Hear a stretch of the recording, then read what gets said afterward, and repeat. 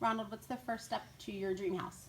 My first step is that I am listing the rooms that I want to put inside of my house. What are some things that you put in your house? 3 bedrooms, 2 bathrooms. My doggy's playhouse. You're giving your dog a playhouse? What kind of dog do you have?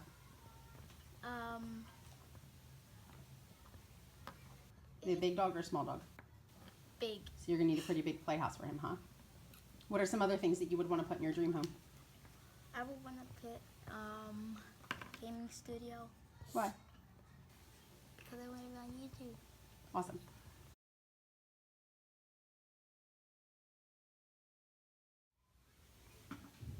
Javi, what step are you on? So, we are drawing the outline of a perimeter for our house. Okay, once you have the perimeter of your house, what can you begin doing? We can begin making rooms inside our house. Okay. And why is it important that you outline the house first?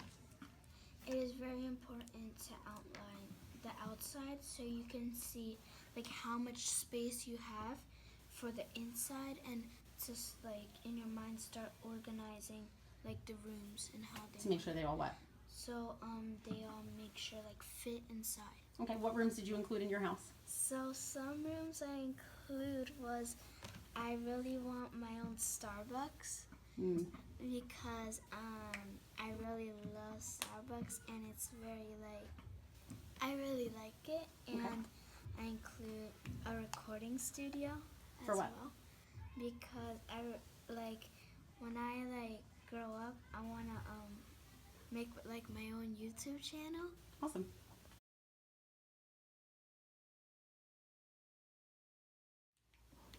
Nay, what section are you working on?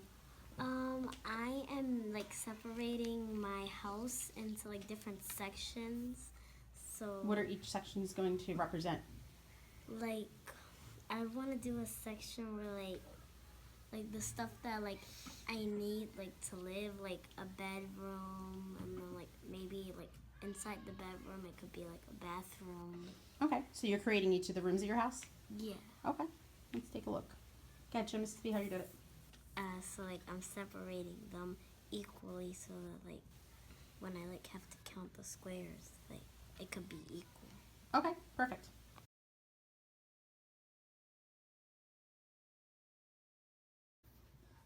Amaya, what section of the project are you working on? I'm working on the section where I'm labeling each room. Okay, why is it important that you make sure you label each room? It's important to label each room so you know what, so you can list down the perimeter next to that room. Okay, so if you know the perimeter of the room, how is that going to help you? What else can you determine? It can determine how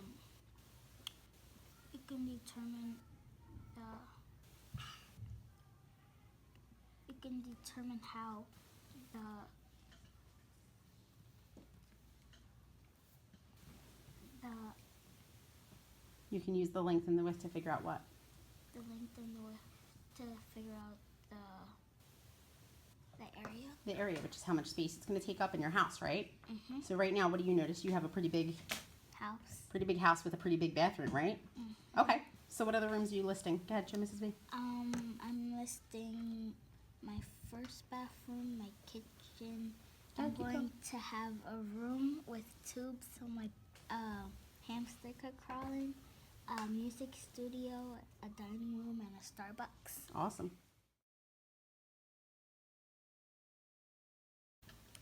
Hey, Bree, what part are you working on?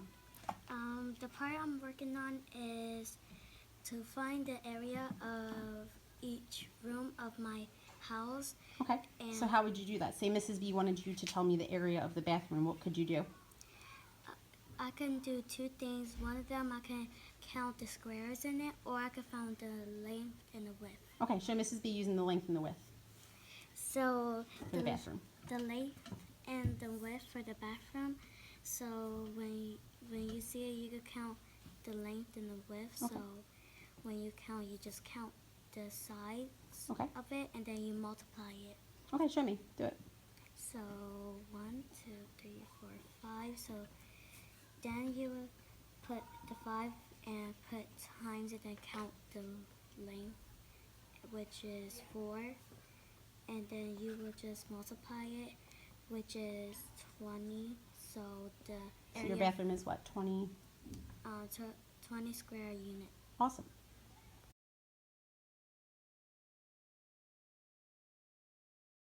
What about the color? Now, Bree, once you find the area of each room, what would you do to find the area of the entire house?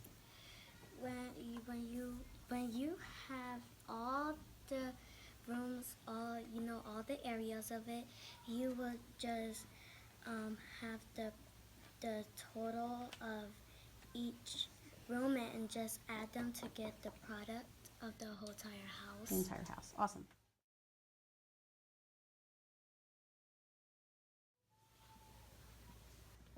Okay, how could this help an architect someday?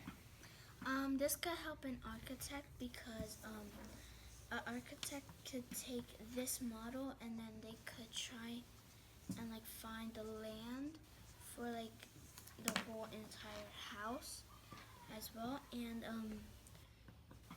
they can like start planning how to make the house And separating it. and separating it, like making the foundation and Okay. the roof and everything like that. Awesome. So now what happens if the architect draws the picture, but then finds out his land isn't big enough?